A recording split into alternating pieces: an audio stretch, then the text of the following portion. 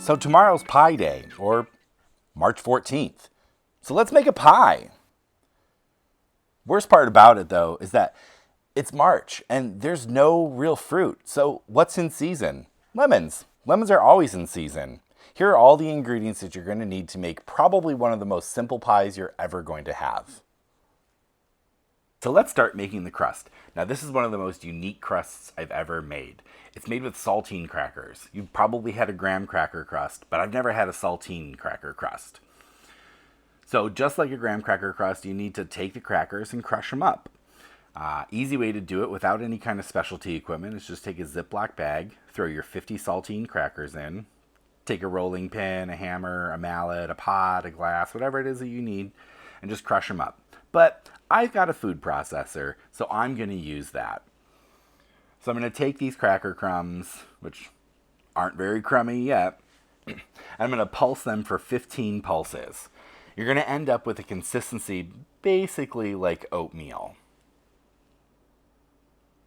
Takes a couple seconds here, and you can see it looks like oatmeal. Throw it in our bowl, and let's mix it up.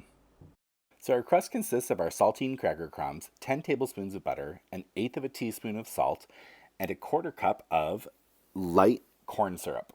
Now we're using corn syrup instead of sugar because once the crust bakes, if we used sugar, it would just taste like an ocean flavored Jolly Rancher. It would be super hard because that sugar will end up caramelizing. The corn syrup allows us to be able to still chew it and cut into it. It's nice and pliable. Once everything is mixed together, we're going to take a pie plate that we have sprayed with some nonstick spray. We're going to put it all in there, even it out, and then you're going to press it up against the bottom and the sides with the bottom of a flat-sided measuring cup. I'm using a 1-cup measuring cup for this. Most people use a half.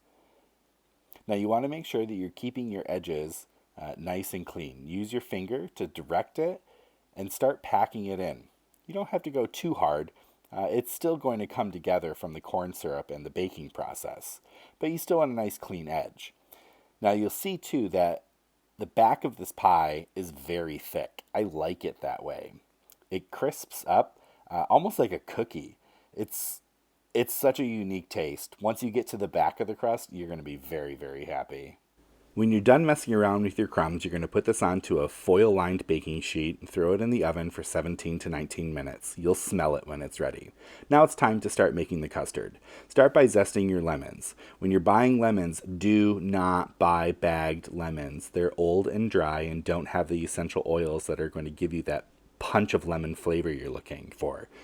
Buy the lemons out of the box. You can buy them individually. They're great. I also take the zest and bloom it inside the juice. You'll see that in the next coming segment. Eggs are really important. I use the Heritage Breed brand from Happy Egg. You can find these at Kroger. We're going to separate out 4 egg yolks. If you don't know how to do that, you can easily put an egg into one container, pass it through your fingers. The whites will end up in one. The yolk will end up in your hands, and you can separate them easily that way. So the custard is made with sweetened condensed milk. Easy measurement, it's just 1 can. A quarter cup of heavy cream. And 4 egg yolks. Look at how orange and wonderful they are. It just gives so much good color to this pie. So we're going to mix this up a little bit. Then we're going to add our salt.